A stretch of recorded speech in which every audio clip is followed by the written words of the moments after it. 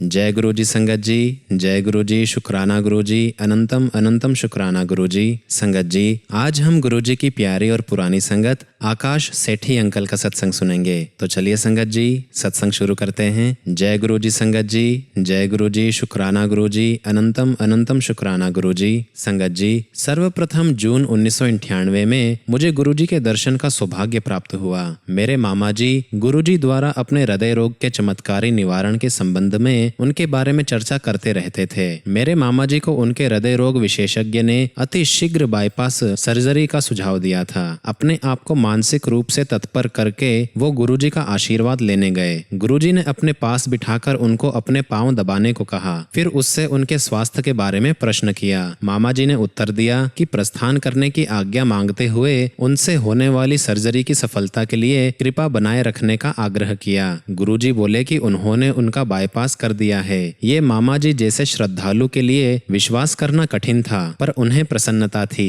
कि गुरुजी ने उन्हें धन्य कर दिया है। संगत जी, अगले दिन सुबह मामा जी प्रवेश पूर्व निरीक्षण के लिए हॉस्पिटल गए। परिणाम के अनुसार उनका हृदय ठीक से कार्य कर रहा था। हृदय रोग विशेषज्ञ के निष्कर्ष के अनुसार उनकी अच्छी निद्रा के कारण परिणाम सही थे। उन्होंने मामा जी को एक अन्य प्रयोगशाला में परीक्षण कराने को कहा। पुनः जब वही फल आए तो चिकित्सक अचंभे में पड़ गए। तब मामा जी ने पूर्व रात गुरुजी का प्रसंग सुनाया तो चिकित्सक को गुरुजी के दिव्य हस्तक्षेप पर चुप्पी साधने के अतिरिक्त और कोई स्पष्टीकरण नहीं सूझा। यद्यपि अब मुझे गुरुजी के प्रभाव के बारे में ज्ञान था। उन दिनों श्रीनगर में रहने के कारण उनके दर्शन नहीं कर पाया। मैं दिल्ली थोड़े समय के लिए कार्यवश ही आता था। सौभाग्य से अगली बार जब मैं दिल्ली आया तो मामा जी ने शुभ समाचार दिया कि गुरुजी दिल्ली में ही हैं और हम उनसे मिल सकते हैं। उसी शाम को हम एम्पायर स्टेट गए। हमारे पहुंचने पर बहुत देर हो गई थी। लंगर का अंतिम चक्र चल रहा था और गुरुजी कुछ देर के लिए अपने कक्ष में चले गए थे।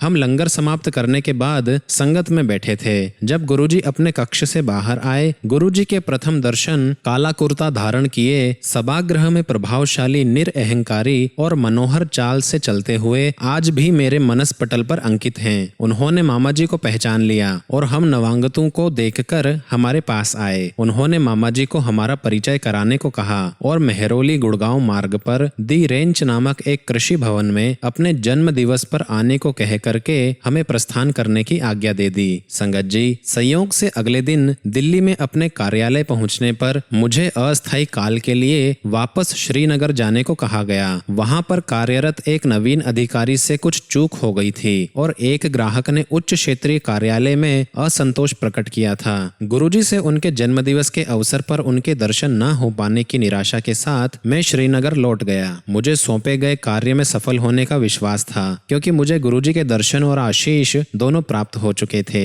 मुझे ज्ञात था कि सब कुछ गुरुजी की इच्छा अनुसार ही होगा। कठिन परिस्थितियों में मैं श्रीनगर और अवंतीपुर के कार्य संभाल रहा था। वो ग्राहक अत्यधिक अपेक्षा रखता था और अपने अभियोग सिद्ध करने के लिए हमसे बहुत कार्य करवाता था। संभवतः इससे पूर्व में ये कार्य न कर पाता, पर इस बार अंतर था। मेरे पास एक आश्रय था और कठिन काल में मैं उनको याद करता था। संगत जी, अंततः 1 मास के उपरांत उस ग्राहक ने अपने कार्यालय में बुलाया। उसने मेरे समक्ष ही क्षेत्रीय कार्यालय में फोन किया और मेरे द्वारा दी गई उच्च स्तरीय सेवाओं की अति प्रशंसा करी। संगत जी, उसने अपना अभियोग भी वापस ले लिया और मुझे प्रशंसा पत्र भी दिया। मुझे पता था कि इसका कर्ता कौन है। गुरुजी के पुनः दर्शन होने की उत्सुकता सहित मैं दिल्ली वापस आ गया। मेरे परिवार के सदस्य गुरुजी के जन्म दिवस आयोजन पर गए थे और नियमित रूप से एम्पायर स्टेट भी जाते रहते थे। उन्होंने गुरुजी के जन्मदिवस के अवसर पर उपस्थित सहस्त्र श्रद्धालुओं और उन भक्तों के बारे में बताया जिनकी गुरुजी ने सहायता करी थी। मैंने सोचा, क्या वो हमें संतान सुख का आशीष देंगे? विवाह के 7 वर्ष बिताने पर भी हम संतान सुख से वंचित थे। डॉक्टर, प्रार्थना और उपाय सब असफल रहे थे।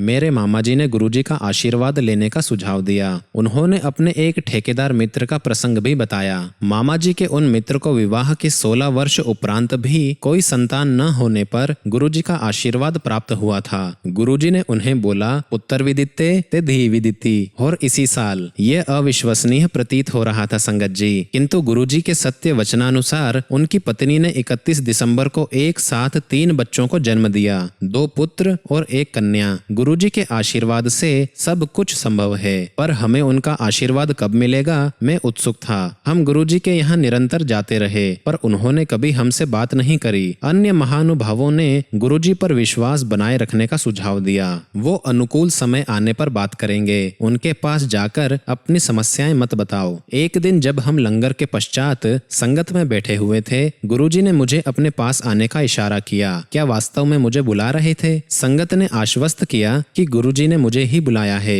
मन में अनगिनत विचार समेटे, किंतु बोलने का साहस जुटाने के कठिन प्रयास सहित मैं उनके पास पहुंचा। ऐथे क्यों आया वे? गुरुजी कोई बच्चा नहीं है। बस इतना ही बोलने का साहस जुटाकर मैंने उत्तर दिया। अनासक्त भाव से वो बोले, त्वानु बच्चे लब्बेंगे, भज जा। कुछ सोचे बिना ही मैं बोल पड़ा, गुरुजी मैं भागने के लिए नहीं आया हूँ। गुरुजी मुझे देखकर बोले, चंगा 8वें दिन आता रही। इस बात ने मुझे अति विस्मित कर दिया। गुरुजी को कैसे पता कि हर 8वें दिन आना ही मेरे लिए सुविधाजनक है। उस समय में 8 दिन के पाली चक्र में कार्यरत था। 2 दिन सुबह, 2 दिन दोपहर, 2 दिन रात्रि और फिर 2 दिन अवकाश। इस प्रकार पहले अवकाश को ही सत्संग में आना सुविधाजनक था। हमने गुरुजी के दर्शन के लिए हर 8वें दिन जाना प्रारंभ कर दिया। संगत के अनुमंत्रित भाग्यवान सदस्य अपने अनुभव सुनाते थे। इससे हमें भी आश्वासन मिलता था कि गुरुजी से हमारी मनोकामना भी पूर्ण होगी। पर कब? हम स्वयं से प्रश्न करते रहते थे। अन्य समस्याएं हल हो रही थी। मेरी पत्नी का वर्क परमानेंट हो गया था। अपने इंटरव्यू से पहले उसने गुरुजी से आशीर्वाद प्राप्त किया था और 42 कैंडिडेट में वो अकेली चुनी गई थी। हमारी आर्थिक परिस्थितियों में भी सुधार हो रहा था। हम दोनों संतानोत्पत्ति निष्फलता का उपचार करा रहे थे, परंतु सफलता हाथ नहीं लग रही थी। यद्यपि डॉक्टर को आशा नहीं थी, पर उसके बाद उन्होंने गर्भाशय में वीर्यारोपण का सुझाव दिया। उन्होंने कहा कि यदि ये भी असफल रहा तो फिर बाहर से प्रत्यारोपण कर गर्भाशय में बिठाने का प्रयास करा जाएगा, किंतु वो अधिक मूल्यवान होगा। उन्हीं दिनों मुझे अपने उच्च कार्यालय से समाचार मिला कि मुझे अधिशासी MBA की प्रवेश परीक्षा देने के लिए चुना गया है। जून 2000 में प्रारंभ होने वाले इस प्रोग्राम की अवधि 1 वर्ष की थी। मैं दुविधा में था। मेरी पत्नी परीक्षा देने के विरुद्ध थी। मैंने उसे गुरुजी पर यह निर्णय छोड़ने को कहा। उसके अनुसार मेरे चुने जाने पर उपचार वर्ष भर बंद करना पड़ेगा। गुरुजी के अगले दर्शन के अवसर पर साहस बटोरकर मैंने सुझाव मांगा। गुरुजी ने उत्तर दिया कि ऐसे अवसर जीवन में बार बार नहीं आते और मुझे जाना चाहिए। ये बात सुनकर मेरी पत्नी उदास हो गई। मैंने परीक्षा दी। सफल अभ्यर्थियों की सूची आने से पूर्व कई चर्चाएं होती थी। ये सुनकर कि मेरा नाम उन चर्चाओं में नहीं था, मेरी पत्नी चिंता मुक्त हो गई। इसी समय डॉक्टर ने 2 जून 2000 को अंतिम बार पुनः पिछली प्रक्रिया दोहराने का निर्णय लिया। उन्हें इस बार भी कम आशा थी। उन्होंने कहा कि अगली बार दूसरी प्रक्रिया करेंगे। मैंने अपने कार्यालय में समाचार दिया कि मैं विलंब से पहुंचूंगा। इधर हॉस्पिटल में पहले नमूने और परीक्षणों के बाद मुझे एक और नमूना देने को कहा गया। जब मैंने अपने कार्यालय में बताया कि विलंब अधिक होगा और बहुत अधिक होने पर मैं नहीं आऊंगा, तो उस अधिकारी ने निर्देश दिया कि भले ही कितनी देर हो जाए, मुझे वहां अवश्य पहुंचना है। यहाँ पर कार्य समाप्त होने पर और अपनी पत्नी के सुरक्षित घर पहुंचने का प्रबंध कर जब मैं अपने कार्यालय पहुंचा तो मुझे MBA में अपने चयन का समाचार मिला। स्वीकृति देने के लिए 3 दिन का समय था। अगले दिन जब हम गुरुजी के दर्शन के लिए गए और मैंने ये समाचार गुरुजी को दिया, मेरा भ्रम जैसे कोई सर्वज्ञाता को कोई नवीन समाचार दे सकता है, तो मुस्कुराकर वो बोले, फिरते कल्याण हो गया। मैंने सोचा मैंने तो गुरुजी को अपने चयन की बात बताई है और वो कह रहे हैं कि मैं तो धन्य हो गया हूँ। ये तो प्रत्यक्ष ही है। उस समय गुरुजी के तात्पर्य से हम अनभिज्ञ थे। इस रहस्य घटना के लिए अभी कुछ दिन और समय शेष था। मैंने गुड़गांव में MBA संस्था में प्रवेश कर लिया। प्रथम सत्र के बाद मैं घर गया। उसी संध्या को हम दर्शन के लिए गए। लौटते हुए मेरी पत्नी ने गर्भ परीक्षण उपकरण खरीदने को कहा। गुरुजी के कथन का रहस्य अगले दिन प्रातः उजागर हुआ जब मेरी पत्नी ने अपने गर्भवती होने का समाचार दिया। गुरुजी की कृपा से कठिन परिस्थितियों में की गई अंतिम चेष्टा सफल हुई थी। हम दोनों गुरुजी के कृतज्ञ थे। आंखों में आंसू भरे हम दोनों बहुत देर तक गुरुजी के चित्र को देखते रहे। उसी शाम को हम गुरुजी के पास गए और उनके चरण कमल छूकर जैसे ही उन्हें ये सूचना देने के लिए मैंने अपना मुंह खोलना चाहा, एक बार पुनः सर्वज्ञाता को बताने की भूल कर बैठा मैं। उन्होंने मुझे चुप रहने का संकेत दिया और बोले, मैनू पता है। मेरी अनुपस्थिति होते हुए भी मेरी पत्नी का गर्भकाल सहजता पूर्वक बीत गया। उसी अवधि में उसे महाविद्यालय परिसर में ही घर मिल गया, जिससे प्रतिदिन यात्रा करने के कष्ट से भी उसे मुक्ति मिल गई थी। उसने 31 जनवरी 2001 को पुत्र को जन्म दिया। बच्चे के 40 दिन पूर्ण होने पर कर हम उसे गुरुजी का आशीर्वाद दिलाने उनके पास ले गए। उस दिन आज्ञा लेते समय गुरुजी मेरी पत्नी को बोले, पूनम आंटी और मुंडा लेना है? मेरी पत्नी को एकाएक अत्यधिक अचंभा हुआ, पर वो कुछ नहीं बोली। उसके बाद गुरुजी हर दर्शन के समय मेरी पत्नी से ये पूछते रहे। वो कभी उत्तर तो नहीं देती थी, पर अचरज सदा रहता था कि इतने छोटे बच्चे के साथ कैसे पुनः उसी प्रक्रिया को दोहरा पाएंगे। उसके अनुसार गुरुजी मजाक कर रहे थे। जून 2001 में मेरा MBA पूरा होने पर मेरा ट्रांसफर पश्चिम बंगाल में दुर्गापुर के निकट हो गया। छोटे बच्चे एवं दिल्ली में अन्य उत्तरदायित्वों के कारण मेरे लिए इस समय बाहर जाना असंभव था। मैंने अपने कार्यालय में अपने वरिष्ठ अधिकारियों से अनेक अनुनय विनय करी, पर कोई सहायता करने को तैयार नहीं था। सबकी उदासीनता देखकर अंत में मैंने दिल्ली में अपने परिवार के लिए सब प्रबंध कर दिया। जाने का मन बना लिया था। उस शाम को हम गुरुजी के दर्शन के लिए गए। उसी दिन सबसे वरिष्ठ अधिकारी, जिनको मैंने ट्रांसफर रोकने की विनती करी थी, ने मना कर दिया था। उस दिन गुरुजी ने मेरी पत्नी को देखकर अपना वही प्रश्न दोहराया, पूनम आंटी और मुंडा लेना है? मेरी पत्नी ने तत्काल उत्तर दिया। वो बोली, यदि मेरे पति का ट्रांसफर हो गया और वो चले गए तो मुझे पुत्र कहाँ से मिलेगा? गुरुजी मुस्कुरा कर बोले कि ये तो वास्तव में टेक्निकल प्रॉब्लम है, वो मेरा ट्रांसफर रद्द करा देंगे। हम उनके चरण कमल स्पर्श करके घर आ गए। 2 दिन के बाद मेरे एक वरिष्ठ अधिकारी ने फोन किया और बोला, तुम अपनी समस्याओं के कारण न जाने की बात करते रहे हो, तुम एक आवेदन पत्र लिखकर मुझे भेज क्यों नहीं देते? मैं देखता हूँ कि क्या हो सकता है। मुझे उनके मन में इस विचार की उत्पत्ति के कारण का पता था। उसके बाद गुरुजी के जन्म दिवस 7 जुलाई 2001 से मैंने पुनः कार्यालय में कार्य प्रारंभ कर दिया। तब मैं दिल्ली में 2 वर्ष और रहा। गुरुजी उसके बाद भी मेरी पत्नी से निरंतर वही प्रश्न करते रहे। अप्रैल 2002 में एक दिन मेरी पत्नी ने उत्तर दिया, जैसी आपकी इच्छा। अगले दिन ही गर्भ परीक्षण के सफल परिणाम निकले। इस बार ये बिना किसी चिकित्सा पद्धति के संभव हुआ था। गर्भ काल की अवधि में एक बार मेरी पत्नी ने मुझसे कहा कि इस बार कन्या होनी चाहिए और वो गुरुजी से इस बारे में निवेदन करेगी। अगले दर्शन के समय वो गुरुजी के चरण स्पर्श करते समय कहने ही वाली थी कि गुरुजी पहले ही बोल पड़े, पहली बारी मुंडा ते दूजी बारी भी मुंडा। उसे अपना उत्तर मिल गया था और उसने 1 दिसंबर 2002 को पुनः पुत्र को जन्म दिया। गुरुजी ने दूसरे पुत्र का नामकरण इशुक किया। हमारे दूसरे बच्चे के बाद एक दिन गुरुजी ने मेरी पत्नी से प्रश्न किया कि क्या वो PhD करने का विचार कर रही है। उसने उत्तर दिया कि 2 बच्चों के साथ पठन पाठन का कार्य अति कठिन है। गुरुजी ने अपना सुझाव दोहराया और बोले, पता है PhD दा की मतलब हुंदा है? इस सुझाव का कारण हमें देर में तब जाकर स्पष्ट हुआ जब मेरा ट्रांसफर मुंबई हो गया। PhD आरंभ करके लंबा अवकाश लेने की अवस्था में ही मेरे साथ रह सकती थी। अपने अंतरण पत्र लेकर मैं गुरुजी का आशीर्वाद लेने गया और उन्हें अपने ट्रांसफर के बारे में बताया। उन्होंने मुझे जाने की आज्ञा दे दी। प्रथम वर्ष में मुंबई में अकेला रहा।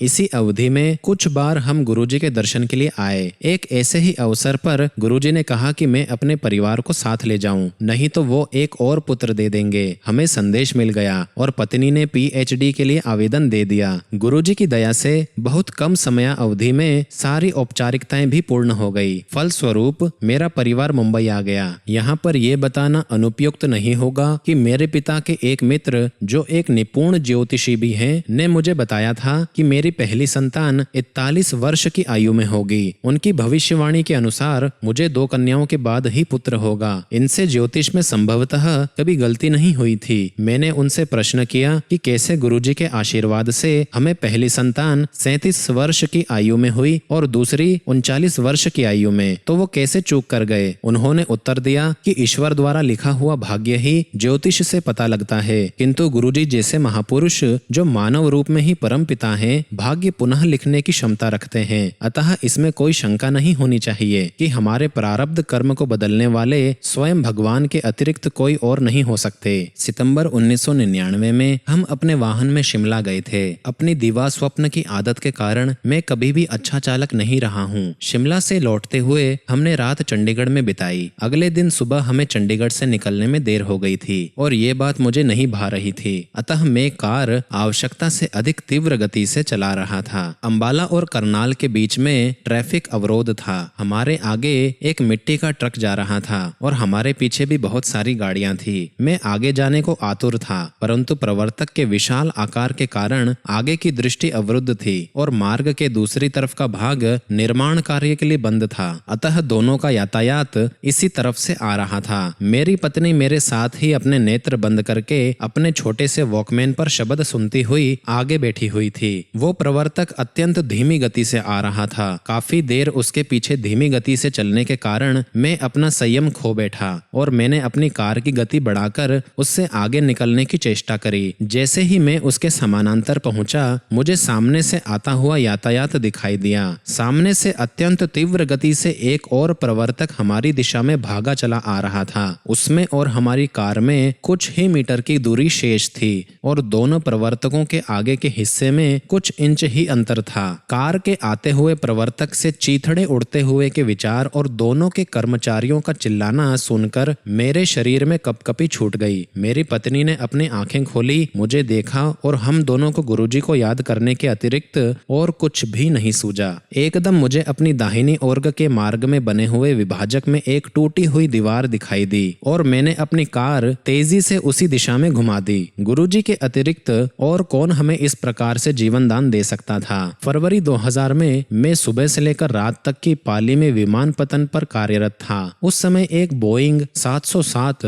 जिसमें ईंधन भरना था देखने गया। मैंने देखा कि एक भूयंत्रविद वायुयान का पल्ला खुला छोड़कर उस पर कार्यरत था। हमारे कर्मचारी खड़े हुए उसका कार्य समाप्त होने की प्रतीक्षा कर रहे थे। प्रश्न पूछने पर उसने उत्तर दिया कि अभी कार्य शेष था और वो अकेला ही था। इंजन के पल्ले को सुरक्षित रखने वाली भुजा भी काम नहीं कर रही थी और उसे वो सीढ़ी पर टिका कर रखे हुए था। मैंने उसकी बात सुनकर उससे ईंधन भरवाने का कार्य प्रारंभ करवाकर अपना कार्य करते रहने की विनती करी। उसने मान लिया और कहा कि हम ईंधन भरक यंत्र पर पहुंचे और वो भी शीघ्र वहां पहुंच जाएगा। जैसे ही मैं वहां पर मुड़ा, उसने मेरे से अदृश्य सीढ़ी पर अपनी मुद्रा बदली और उसी समय वो सीढ़ी पर अटका रखा हुआ पल्ला नीचे गिरने लगा। मेरी दृष्टि अत्यंत तीव्र गति से गिरते हुए पल्ले पर पड़ी और मैंने तुरंत गुरुजी को याद किया। पल्ला जोर से मेरे मस्तक पर आकर लगा और वहां से रक्तस्राव होने लगा। मैं चेतन अवस्था में था। मुझे विमान पतन पर चिकित्सक के पास ले जाया गया तो उसने कहा कि ईश्वर ने मेरी रक्षा की है।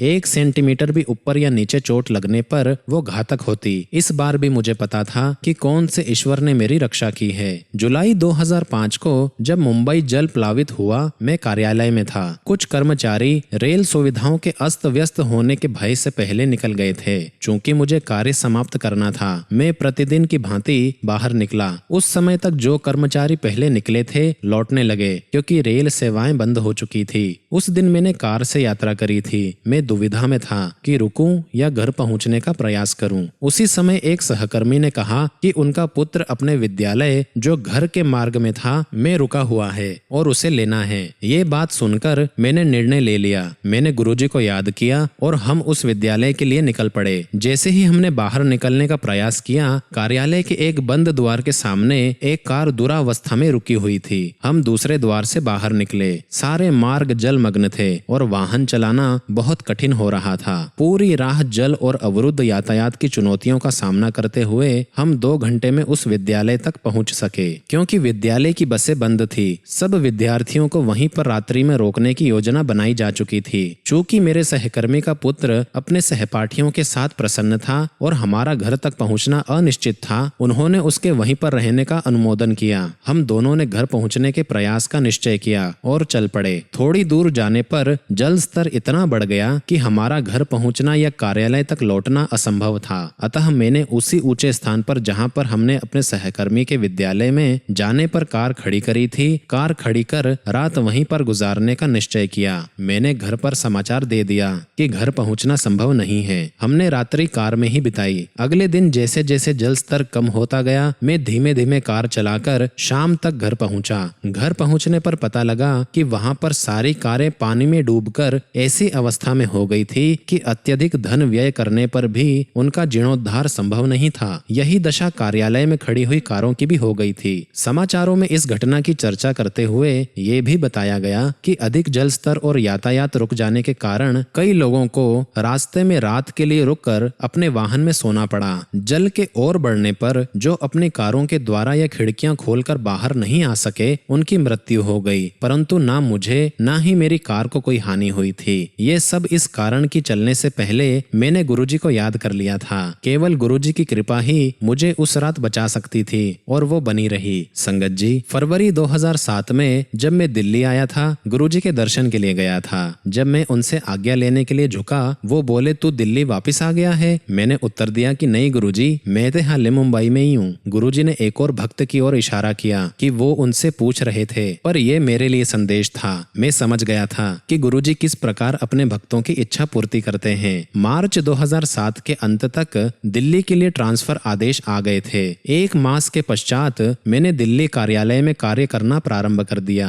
और 26 मई को मेरा परिवार भी दिल्ली आ गया। सौभाग्य से एक दिन बाद ही उनके दर्शन भी हो गए। 31 मई को उनके शरीर छोड़ने के निर्णय को सुनकर मैं ध्वस्त हो गया। बड़े मंदिर से लौटते हुए मेरे मन में अनेक विचार उभर रहे थे। ऐसे कई अवसर थे जब गुरुजी ने हमें धन्य किया था और अनेक अवसरों पर हमें वो दिया था जिसके हम योग्य भी नहीं थे। अब क्या होगा? अब कौन हमारा ध्यान रखेगा? चूंकि इन प्रश्नों का मेरे पास कोई उत्तर नहीं था, किंतु जिन्होंने सदा हमारी आवश्यकताओं, शंकाओं और प्रार्थनाओं का उत्तर दिया था, उनके पास इसका भी समाधान था। ये मुझे कुछ दिन में ही पता लगने वाला था। संगत जी, 2005 से ही मैं इंटर कॉर्पोरेट बिजनेस कंपटीशन में भाग लेता रहा था। इस वर्ष 2007 में क्षेत्रीय प्रतियोगिता दिल्ली में 1 या 2 जून को आयोजित थी। गुरुजी की महासमाधि के उपरांत मुझे लगा कि अपना सर्वस्व देना संभव नहीं होगा। मैंने अपने साथियों को फोन करके कहा कि मैं अत्यधिक क्षीण हो रहा हूँ और वो मेरे ऊपर निर्भर ना रहें। मेरे एक साथी ने मुझे सांत्वना दी। गुरुजी अपने शिष्य को कभी नहीं छोड़ते, शरीर त्यागने के बाद भी नहीं। शोक संतप्त होने के कारण मैंने उस पर विश्वास नहीं किया। जैसे तैसे हमारा दल पहले 4 दौर पार कर गया। अंतिम चक्र में हमने कुछ विपत्तिपूर्ण निर्णय लिए जिससे हम अंतिम निर्णायक चरण में प्रवेश कर सके। परिणाम घोषित हुए तो उसमें हमारा नाम नहीं था। मैंने अपनी जेब से गुरुजी का स्वरूप निकाला और कह पड़ा, अब यही होना था। आपके रहते हुए बात कुछ और ही थी। जैसे मैं गुरुजी का मुस्कुराहट भरा रूप देख रहा था, मेरे एक साथी ने आकर बताया कि हमारे उत्तर कंप्यूटर में ठीक से नहीं डाले गए हैं। हमने आयोजकों को जाकर उसकी अशुद्धि बताई। संशोधन के पश्चात हम अंतिम चरण में पहुंच गए थे। उसके बाद सफलता हमारे साथ बनी रही। 6 जून 2007 को राष्ट्रीय प्रतियोगिता में हम दूसरे स्थान पर रहे और उसके बाद सितंबर में आयोजित एशिया पैसिफिक प्रतियोगिता में भी दूसरा स्थान प्राप्त किया। गुरुजी ने हमें बता दिया था कि उनकी दया अभी भी उनकी संगत के साथ है। हम अपने दोनों बच्चों को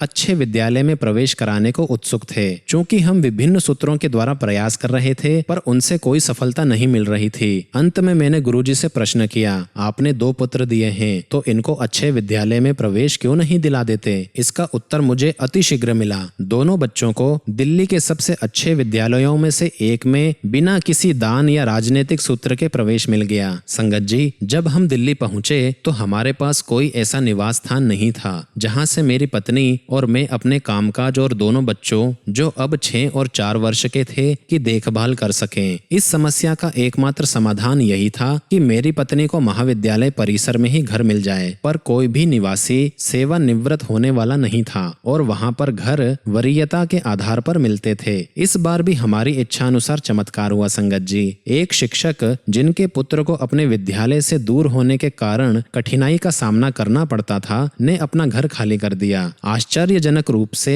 वरीयता में उच्च आवेदकों में से किसी ने उस घर के लिए आवेदन नहीं दिया था, अतः मेरी पत्नी को वो घर मिल गया। गुरुजी के अन्यथा कौन संगत के सदस्यों की सुविधाजनक ऐसे चमत्कार कर सकता है? संगत जी, मैंने परमपिता गुरुजी के साथ अपने अनुभवों को बहुत सारांश में लिखा है। मैं ये हार्दिक कृतज्ञता और आदर के साथ यहीं समाप्त करता हूँ। ओम श्री गुरुदेवाय नमः। प्रार्थना है कि गुरुजी सदा हमारे और सब भक्तों पर सुख, सौभाग्य और सद्बुद्धि की वृष्टि करते रहें और हम सदा उनके भक्त होने के योग्य बने रहें। ओम नमः शिवाय। शिवजी सदा सहाय। ओम नमः शिवाय। गुरुजी सदा सहाय। जय गुरुजी। शुक्राना गुरुजी।